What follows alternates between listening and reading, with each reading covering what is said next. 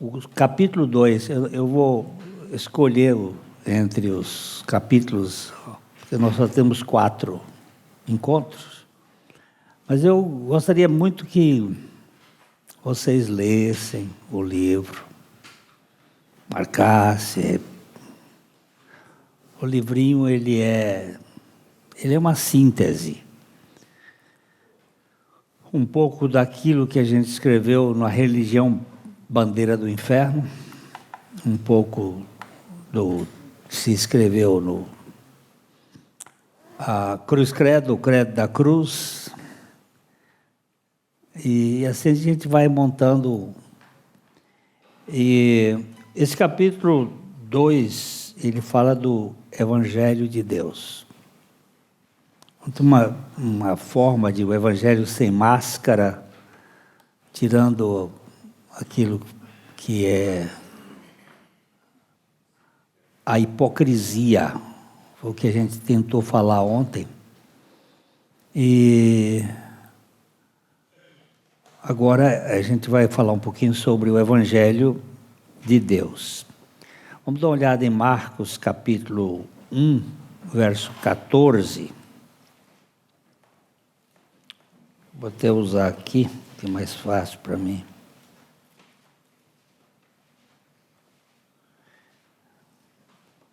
Depois de João ter sido preso, foi Jesus para a Galileia pregando o Evangelho de Deus e dizendo: o tempo está cumprido, o reino de Deus está próximo, arrependei-vos e crede no Evangelho. Paizinho, fala conosco esta manhã. Glorifica o teu Filho. Revela-nos a sua pessoa e a sua obra. Nós te pedimos que aquietes o nosso coração. Nós te pedimos em nome de Jesus. Amém. Ontem nós vimos em Mateus capítulo 4, verso 23, que Jesus saiu pela Galileia pregando o Evangelho do Reino. E este é o mesmo contexto, só que Marcos usa a expressão pregando o Evangelho de Deus. O Evangelho do Reino é o Evangelho de Deus. E nós temos um capítulo lá para o final do livro que fala do outro Evangelho, que é aquilo que Paulo trata em Gálatas. Então, o Evangelho de Deus, ele é pregado, anunciado por Jesus depois da morte de João Batista. É muito interessante. Depois de ter sido preso,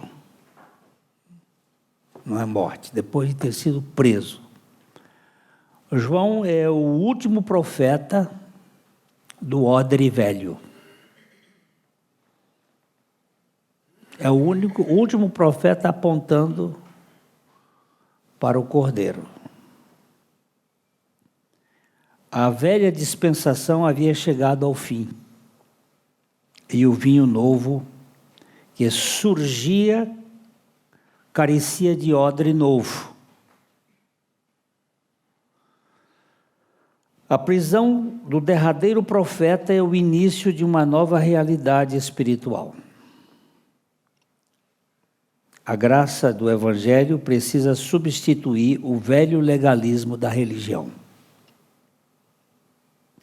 Isso é muito importante nós entendermos. Jesus diz que até João Batista se ganhava o reino pelo esforço. Agora, daqui para frente, há um novo modelo, o modelo da plenitude da graça. O judaísmo pós-exílico babilônico havia transformado a esperança de Israel num colete de balas nas sinagogas.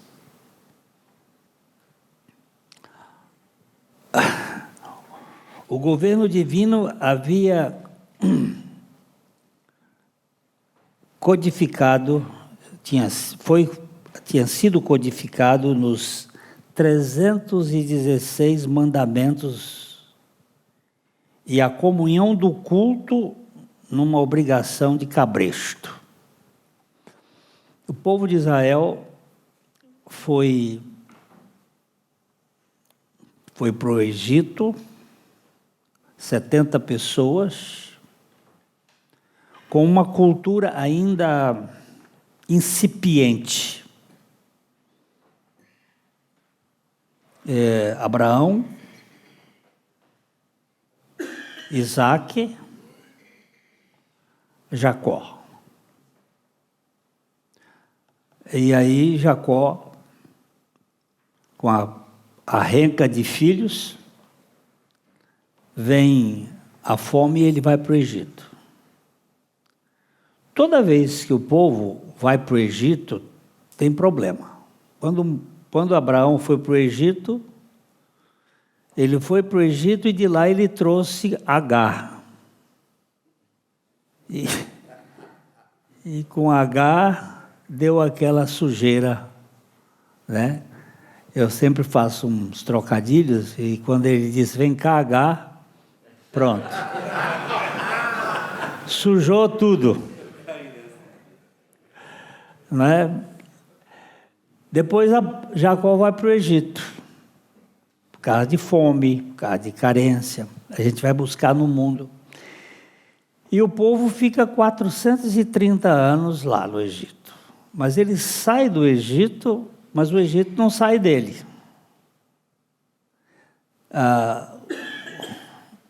O capítulo 22 do livro de Ezequiel, ele não pode ser lido numa sinagoga. Nenhum rabino permite que aquele capítulo seja lido numa sinagoga. Porque ali está cheio de palavrões,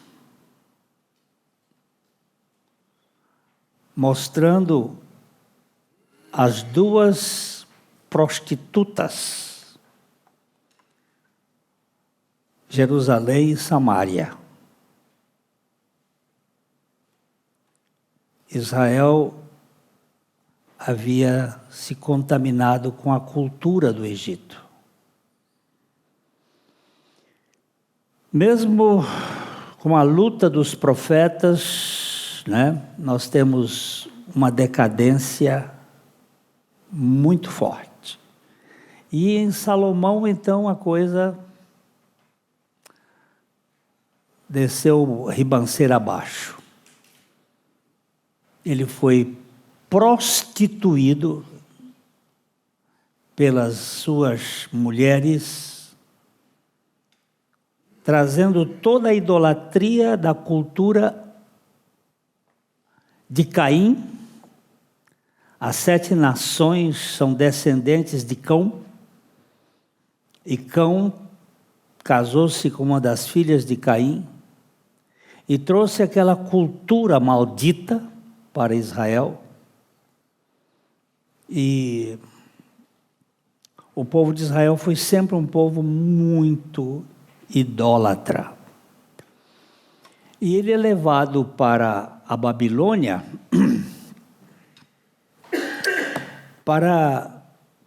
por uma razão. Deus havia dito que você podia trabalhar na terra 6 anos, no 7º ano você descansava a terra, tornava a trabalhar 6 anos, no 7º ano você descansava a terra, e no 49º ano, depois de 7 vezes 7, tinha que ter 2 anos de descanso. O 40º e o 50º, que era o ano do jubileu. Mas desde que entrou Saul, não houve mais descanso na terra, porque eles tinham que ter exército, eles tinham que ter o staff do rei. E como é que pagava isso num país que era eminentemente agrícola? Então eles pararam de descansar a terra. E ao parar de descansar a terra, eles viveram 490 anos explorando a terra, e Deus mandou o povo para a Babilônia, para descansar a terra 70 anos. E para remover a idolatria do povo. Só um parêntese aqui. Qual foi o pior rei de Israel? Ou o pior rei judeu? Manassés. Qual foi o melhor rei de Israel? Manassés.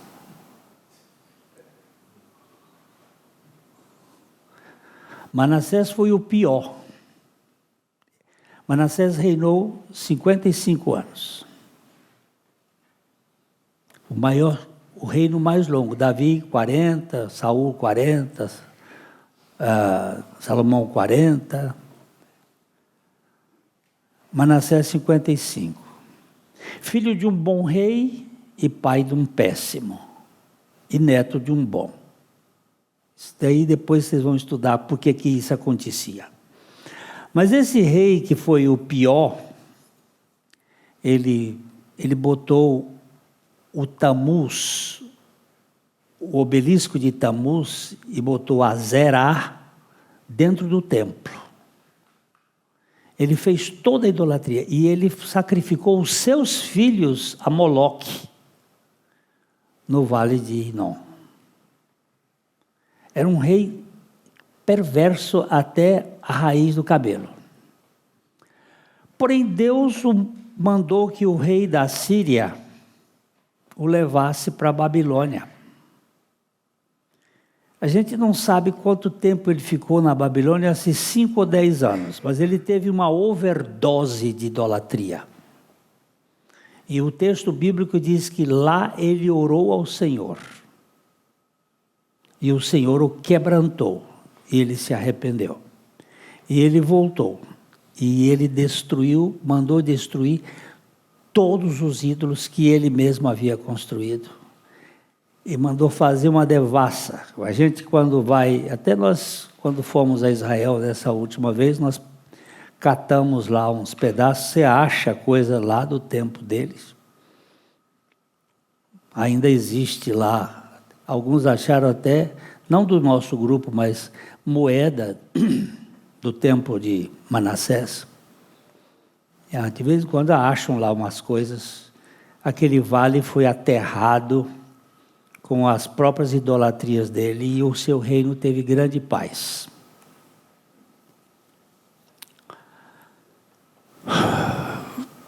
Babilônia é o centro da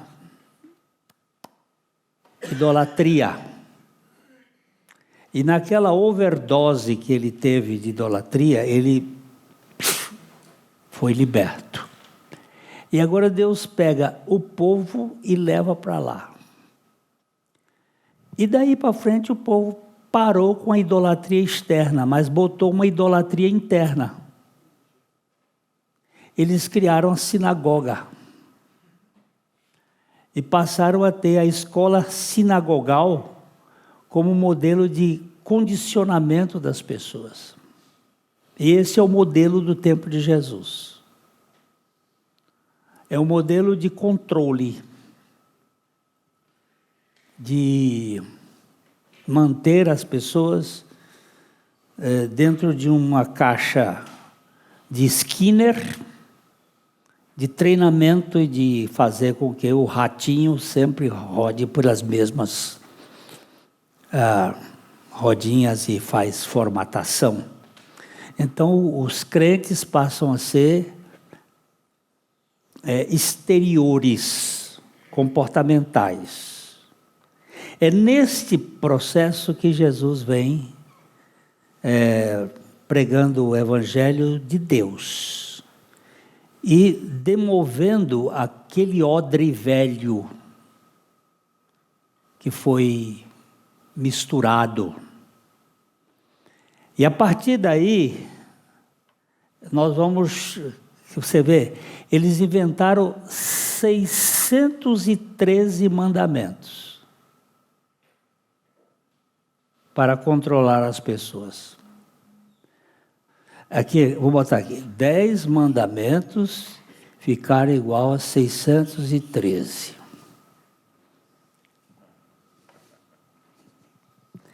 613 menos 365 dá quanto? 13 menos 5? Hein? 13 menos 5? 8. 10 menos 6?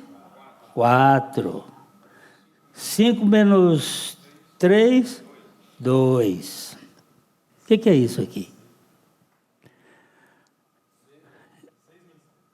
NS.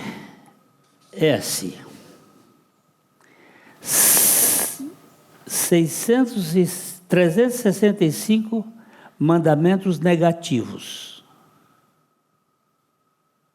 Não. 248 mandamentos positivos. Você podia fazer. Isto aqui estava ligado, segundo eles, no estudo anatômico deles, dos ossos do corpo humano. Então, esses mandamentos aqui eram positivos, era assim.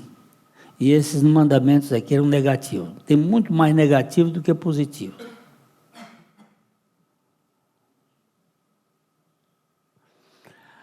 Controle, cabresto, governo. Não pode. Você quer ver um? Você não pode andar mais do que 3 estádios por dia no sábado. Mas o meu irmão Dodô, mora da minha casa 5 estádios. Um estádio são 150 metros. Então, eu não posso andar mais do que 3 estádios por sábado. Mas o Dodô mora a 5 estádios. E nós combinamos que no sábado nós vamos ter Não, churrasco não. Nós vamos ter trabalho vai dar trabalho. Mas vamos ter uma reunião lá, conversar e mentir que a gente não está comendo churrasco, mas tudo bem. Só que eu não posso ir lá. O que eu faço? Na sexta-feira, eu pego uma cadeira da minha casa e boto no meio, lá do meio do caminho, a 2 estádios e meio de cá. Então, eu vou os 2 estádios e meio, sento na cadeira, não andei 3 estádios, não saí de casa. Você vê como é que as filigranas, as coisas, simplesmente para controle. E por aí vai, fazendo. E esse contexto fez com que o povo desse o dízimo do cominho, do endro, da hortelã, que ele colhia em casa. Ele plantava lá a hortelã, tirava 10 folhas e tirava uma para ir para a sinagoga, lá para o grupo. E Jesus disse: escuta, criaturas, vocês cresceram a misericórdia e o amor e estão ficando nesses pormenores. externos. Isso não tem sentido. Então ele começa a pregar o Evangelho de Deus que vai demolir essa cultura adoecedora.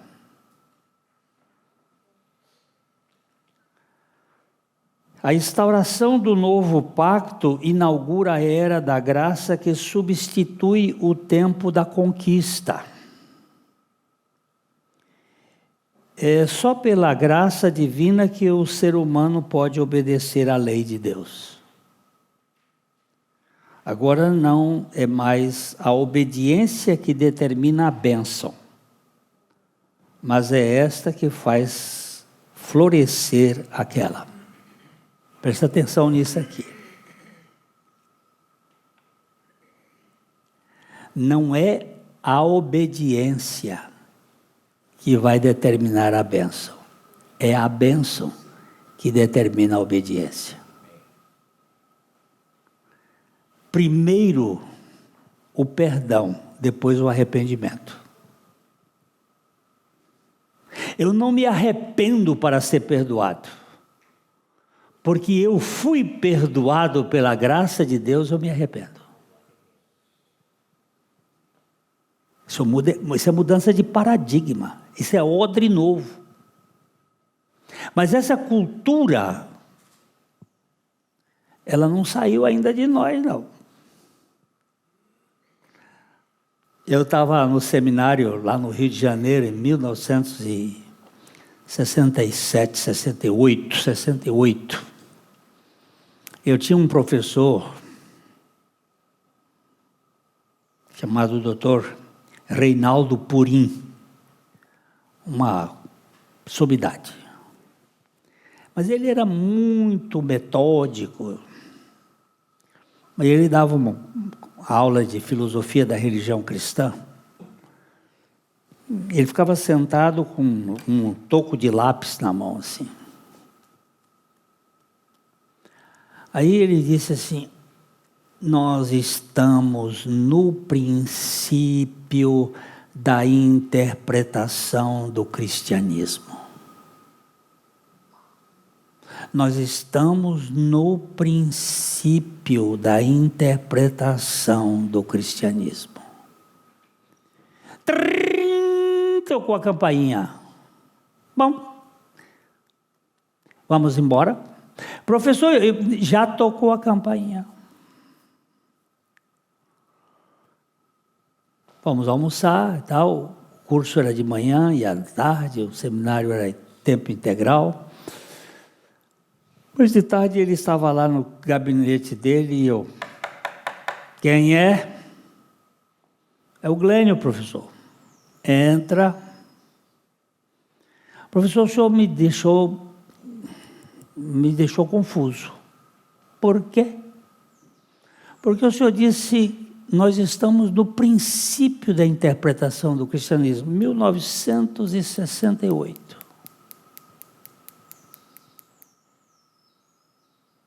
Como que significa isso, professor? Bem. Você quer pensar com a minha cabeça ou com a sua? Eu disse, não, eu quero sair dessa confusão. Eu estou com quase 2000 anos de história. O senhor disse que nós estamos no princípio da interpretação do cristianismo. Que história é essa? Bem, vejo que você não sabe pensar. Aí ele foi me encurralando, porque ele usava um método socrático, que é o método da maiêutica. A mãe do Sócrates era parteira.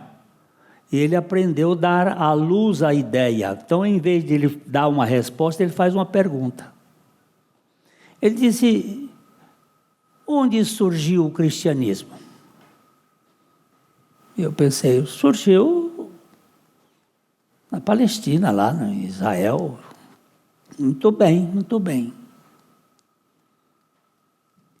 E Israel veio de onde? Aí ele me fez pensar que veio do Egito, que é a cultura do Egito, depois foi para a Babilônia, e depois saíram os ídolos externos, depois entrou... Estou falando daquilo que eu já falei aqui, os ídolos internos, depois eles começaram a fazer a pregação Na hora que o odre começou a se libertar, veio Constantino, aí veio a estrutura católica, e aí ele disse, nós saímos do catolicismo, mas o catolicismo não saiu de nós.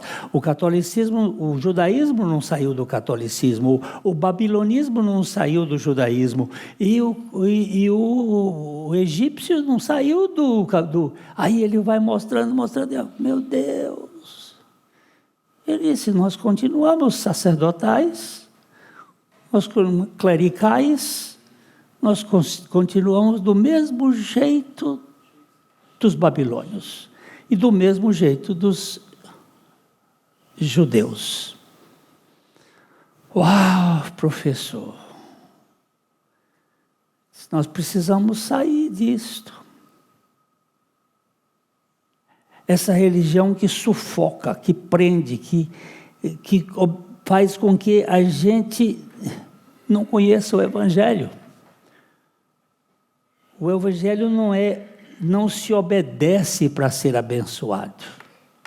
É porque nós somos abençoados graciosamente é que nós obedecemos. Eu me lembro do pastor Abuchaim com os filhos dele. Ele tinha 3 filhos, 2 homens e uma mulher. Moleques. Menino é bicho terrível, né? E um deles quebrou a sanfona dele. Ele botou os 3 no banco e disse assim, quem foi que quebrou minha sanfona? E você sabe que existe um segredo, né, entre eles, que não há quem faça, é calado. Ele disse, quem quebrou a minha sanfona? Ele disse, um olhava para o outro assim, ninguém dizia nada. Aí ele disse, eu tenho que usar o método do Evangelho. Mas eu não sei. Aí um deles disse assim, pai, se o senhor perdoar, eu conto.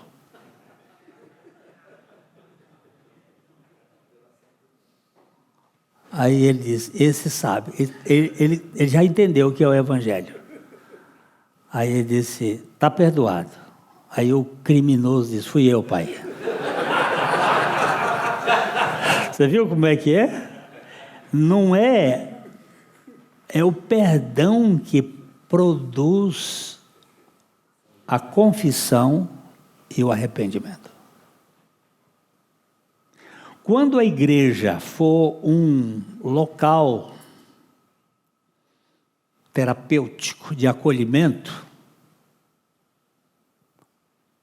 as vísceras vão ser postas para fora.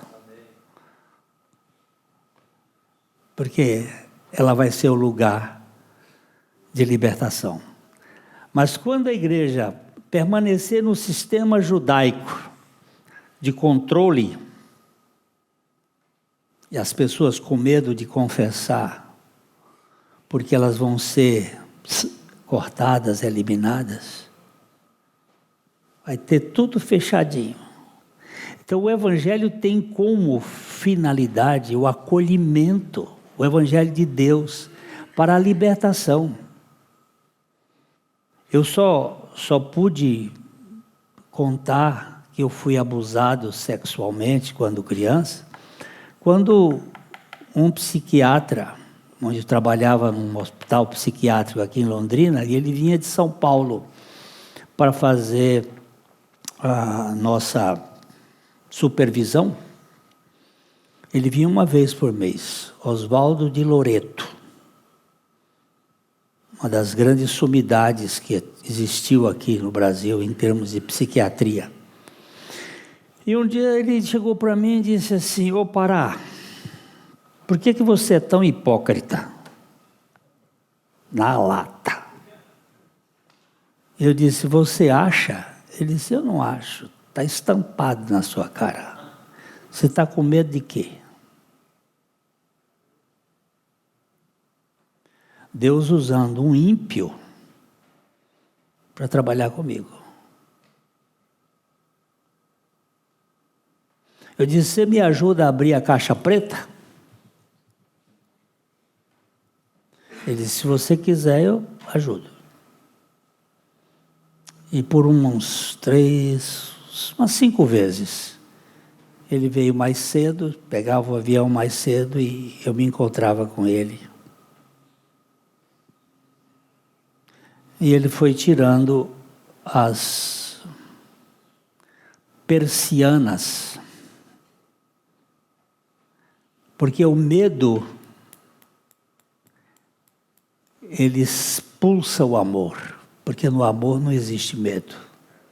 Antes, o perfeito amor lança fora todo medo.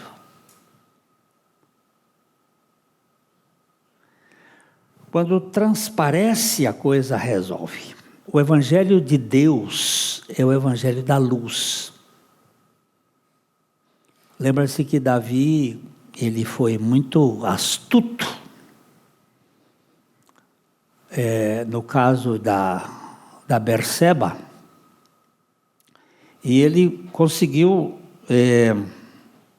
fazer todo o projeto dele de adultério, de morte do Urias e tal, e se escondeu. Mas quem de nós se esconde do Senhor? Para onde irei da sua face? Se eu for lá para o Piauí, tu estás lá. No final do mundo, como é que eu posso esconder do Senhor? Não tem jeito. O escuro para ele e a luz são a mesma coisa. E aí Natan é mandado por Deus, vai, eu quero que você converse com o meu especial, segundo o meu coração. Deus escolhe algumas coisas que eu não escolheria. A começar por mim, ele me escolher, eu não me escolhia. Aí ele chega e diz assim, Davi, Sua Excelência, Rei, Sua Alteza, tem um cara que tinha muitas ovelhas e vacas e ppp, e tinha um outro ali do lado dele que só tinha uma ovelhinha. E chegou Joaquim lá na minha casa, né?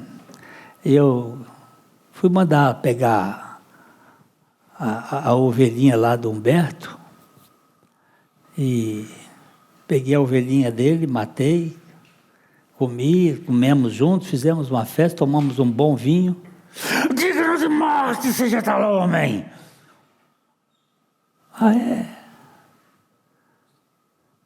És tu, este homem. Oh Deus, eu não posso deixar de agradecer por aquele adultério. 7 salmos penitenciais de Davi, onde ele rasga o seu coração, onde ele mostra que o amor de Deus é muito maior do que o pecado. Onde ele mostra que a aceitação de Deus não está na performance, está na graça. E é isto que nós precisamos pregar nas igrejas. A prisão de João Batista abriu as portas para a proclamação do Evangelho de Deus na Galileia. Ele havia cumprido o seu ministério apontando para o Cordeiro de Deus que tira o pecado do mundo. Esta fora a sua missão principal, mas agora ele já estava fora do campo missionário. Acabou o velho odre, agora começa o novo. Vinho novo em odres novos. Quem tem medo de Virginia Woolf?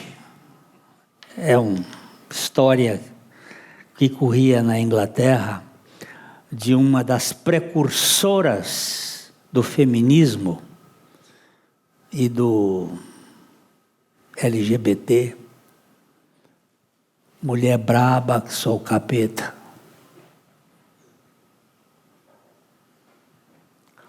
E agora nós precisamos, o drama de quem tem medo da religião precisa ser levantado.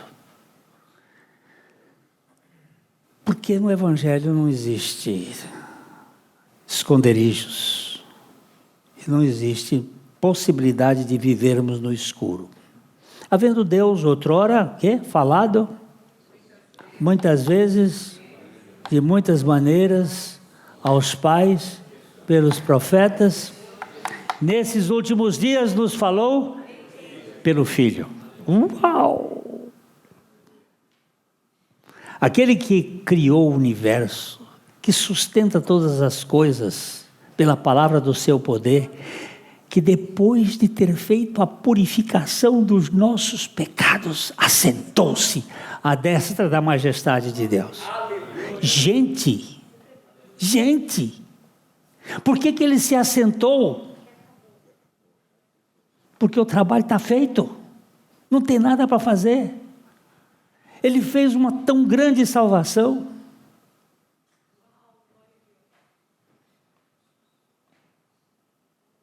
Uma salvação que liberta. Aqui nesse texto nós temos uma mudança radical. Não foram mudadas só as partituras, pastor Eric. Não foram mudadas só as partituras e o ritmo da música, foram mudados os músicos. O que houve foi a troca de toda a orquestra e do repertório. A realidade do Filho cumpriu as profecias da encarnação, bem como deixou para trás tudo aquilo que apontava para ele. O Evangelho é incomparável. O Evangelho é incomparável.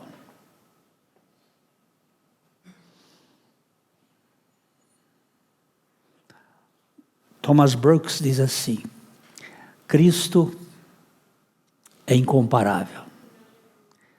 Cristo é o mais incomparável. Cristo é perfeitamente incomparável. Cristo é absolutamente incomparável. Cristo é sempre incomparável. Cristo. Por isso que o escritor aos Hebreus está dizendo assim, gente, se negligenciarmos essa tão grande salvação, como escaparemos nós? Tem alguma coisa melhor do que isso? Aquela igreja tinha começado bem, tinha convertido ao cristianismo, eram judeus, mas agora na perseguição do Cláudio, na perseguição do Nero, eles estão indo para trás. Ele diz, que é isso? Que bestagem é essa? Vocês estão ficando doidos? Depois de vocês experimentarem o que há de melhor, vocês querem ir agora para esses rudimentos? Fracos, pobres, que não podem retirar pecado?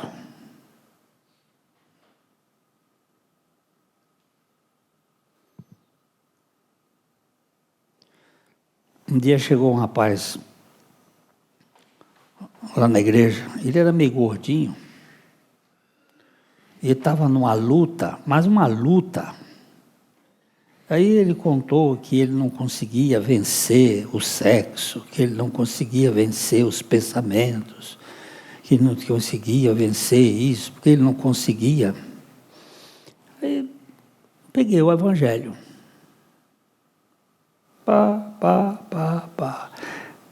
Cristo nos atraiu, Cristo nos crucificou, Cristo nos ressuscitou, Cristo é a nossa vida, Cristo nos entronizou. Onde é que você estava? Eu estava em Cristo lá na cruz. Ele me atraiu. Depois, Ele me ressuscitou em novidade de vida. A Bíblia que diz isso. E depois? Depois, ele vem viver em mim. Depois, ele me fez assentar nos lugares celestiais. Eu já estou assentado. Ainda que fisicamente eu esteja aqui, espiritualmente eu estou assentado nos lugares. E falei para ele, você crê nisso? Ele disse, eu creio. Então, meu irmão, o justo viverá pela fé. Fé onde? Na palavra de Deus. Aí passaram uns 15 dias, ele chega, jeito para mim, não tem jeito para mim, pastor, eu não tenho jeito, olha, eu caí de novo, pastor, o que eu faço? Naquele tempo eu usava paletó, e ele abraçou comigo e me catarrou o paletó todo, breou aquilo, coisa à frente, e ele chorando e eu segurando ele para passar numa portinha estreita, porque não deixar ele naquele choro todo, botar no meu gabinete. Eu disse, cara, você está querendo confiar na sua fé? Você está querendo confiar na sua perseverança? Você está querendo confiar em você? Ele, tendo sido tentado em todas as coisas, ele pode socorrer os que são tentados. Ele é poderoso. Para com este projeto de você querer viver a vida cristã. A vida cristã não sou eu quem vive, é Cristo quem vive em mim. Eu estou crucificado com Cristo. Isso não é invenção de homens, isso aqui é a verdade da palavra de Deus, do Espírito Santo.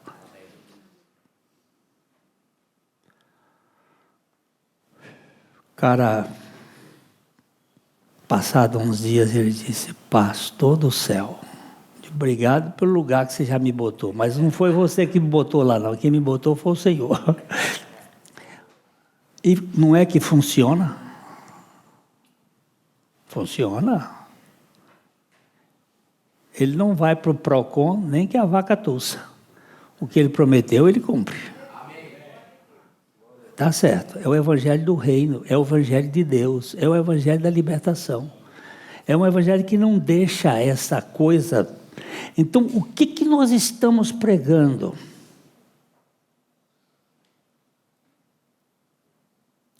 Deus, eu já estou terminando, Deus criou o ser humano, mas o homem quis tornar-se independente de Deus.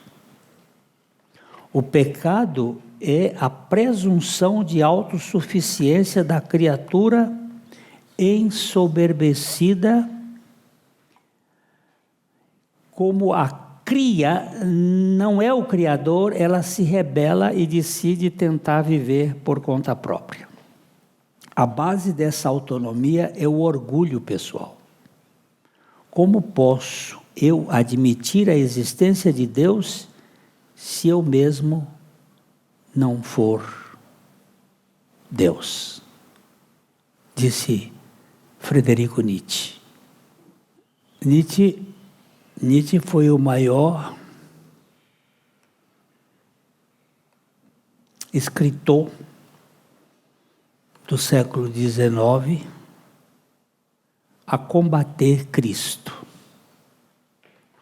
Um dos livros mais famosos dele, se não o mais famoso, é o Anticristo. Nietzsche era filho de pastor luterano. Foi criado na igreja. Um homem extremamente inteligente. Muito inteligente. Acima da média. Os Illuminati, a turma da governança do mundo, investiu nele dinheiro pesado. Jovem tem muita ambição. Os jovens querem ser notórios. eles investem naquilo que eles querem fazer. E o Nietzsche ele foi cooptado.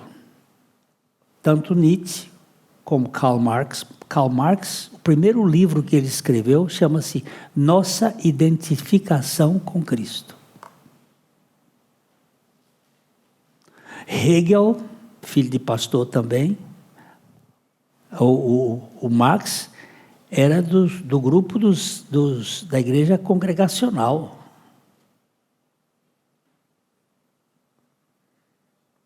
Toda essa gente aí era gente de igreja. Estou falando 3 aqui que top. Também Feuerbach e tem uma porção de gente, tudo de igreja. E o Nietzsche escreveu muitos livros combatendo o cristianismo. Ele disse que a igreja era o túmulo de Deus, especialmente batendo contra a pessoa do pai dele. E então, no final da vida dele, ele morreu no ano de 1900. E dos anos de 1893, 94 para frente, ele foi tido como sifilítico e louco. Ficou louco. Por causa de muita orgia, ele ficou louco. E os escritos dele, desse período, eles foram tirados da família, quando ele morreu, através da irmã dele, que cuidou dele e da mãe, até eles morrerem. E a irmã dele ganhou uma fazenda dos Illuminati, aqui no Paraguai, que eu visitei lá. E eles vieram aí para ocultar as últimas palavras do Nietzsche. Nietzsche é muito parecido com Manassés. Muito parecido com Manassés. Então, tem um poema dele que diz assim: antes de prosseguir no meu caminho e lançar o meu olhar para a frente, uma vez mais elevo a ti as minhas mãos, na direção de quem eu fujo. A ti, das profundezas do meu coração, tenho dedicado altares festivos, para que em cada momento tua voz me possa chamar. Isso ele escreveu nesse período da loucura. A mesma loucura de Newton. Até os 39 anos, Newton foi o grande cientista. Quando ele começou a falar, escrever sobre a Bíblia, ele ficou louco. E ele é desconsiderado. Ele é só considerado na matemática e na física até os 39 anos. Dos 39 aos 75, ele é um idiota. Ele é um besta, um louco. Ninguém da academia dá valor para ele. E assim Nietzsche também. Sobre esses altares está gravado em fogo estas palavras: ao Deus desconhecido. Eu sou teu, embora até o presente me tenha associado aos sacrílegos. Eu sou teu, não obstante os laços me puxarem para baixo. Mesmo querendo fugir, sinto-me forçado a servir-te. Uau! Eu quero te conhecer, ó desconhecido. Tu, que me penetras a alma, e qual turbilhão invades minha vida. Tu, ó incompreensível, meu semelhante, quero te conhecer e a te servir. Isso está escrito, só o professor Júlio pode ler o nome aqui do Die Schosten Getkeit von Friedrich Nietzsche. O livro, página tal, 1994, registro desta poesia e oração de Frederico Nietzsche. Será? Eu estou doido para chegar lá no céu para procurar o Nietzsche. Há um outro que depois eu vou achar ali, onde ele diz assim: venceste, Galileu. Venceste no coração do teu maior inimigo. O meu anticristo estará nos teus pés. Mas isso vocês não ouvem. A imprensa não fala, os camaradas do conhecimento não falam, e ainda dizem assim: isso aí é invenção. Isso aí foi gente que fez e disse que foi ele que fez.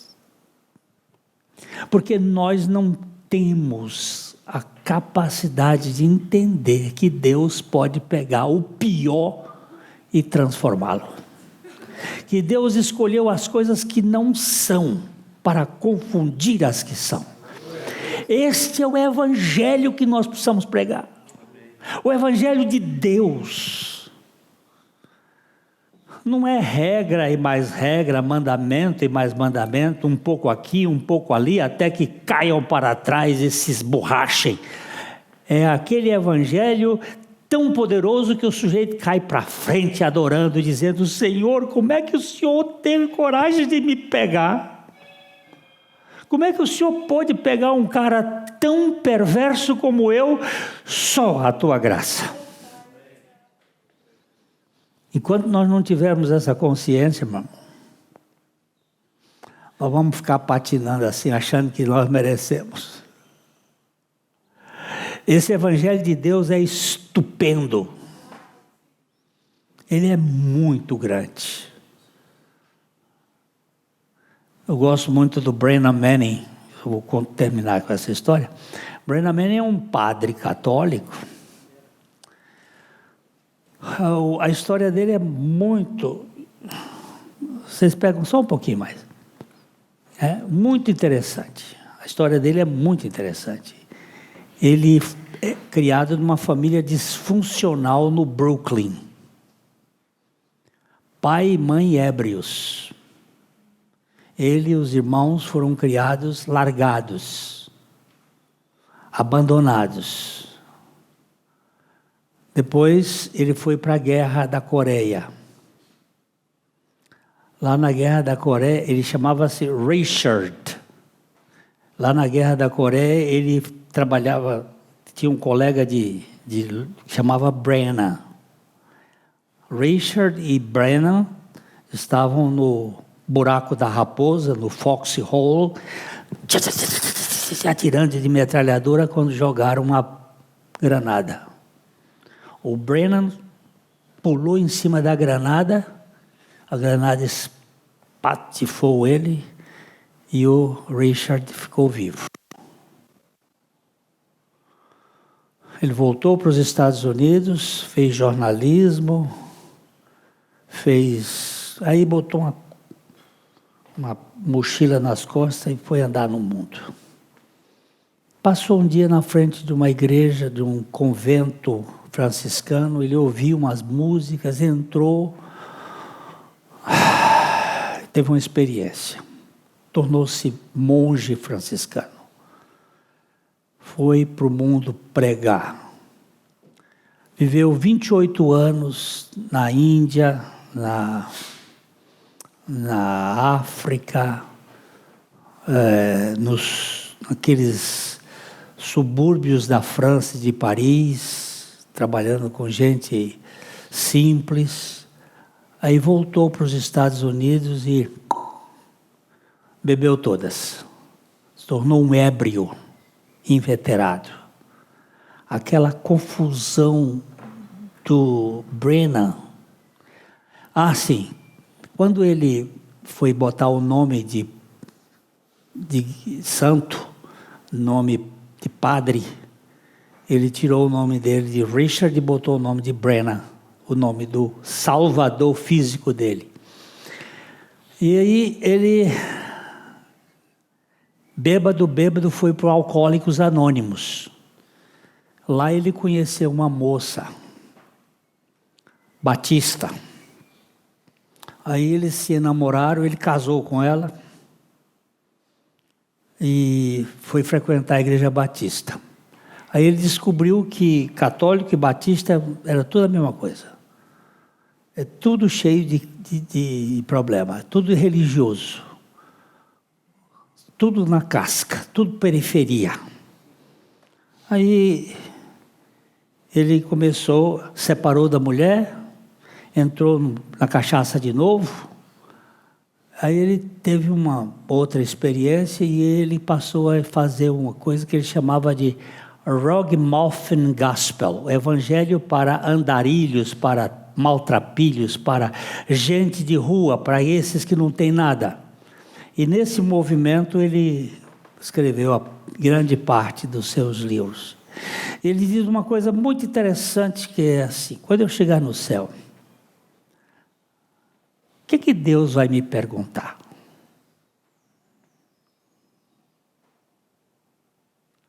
Aí ele vai dando assim uma série de perguntas idiotas que a gente faz.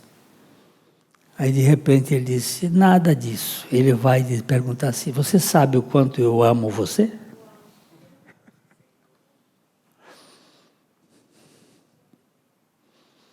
Você sabe o quanto eu amo você?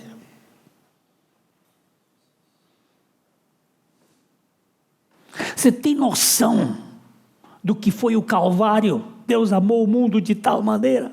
Você tem noção? O quanto eu amo você, cara? O que eu quero de você, se eu tenho tudo? O que eu preciso de você? Você acha que seus talentos são seus?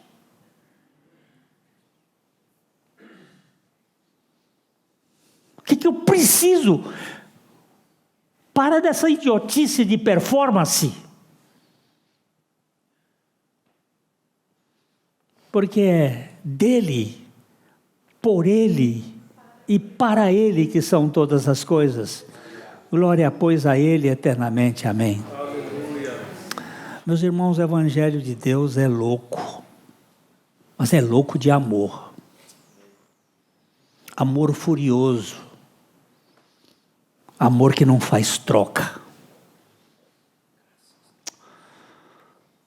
É isso aí, meus irmãos. Que o Senhor tenha misericórdia de nós.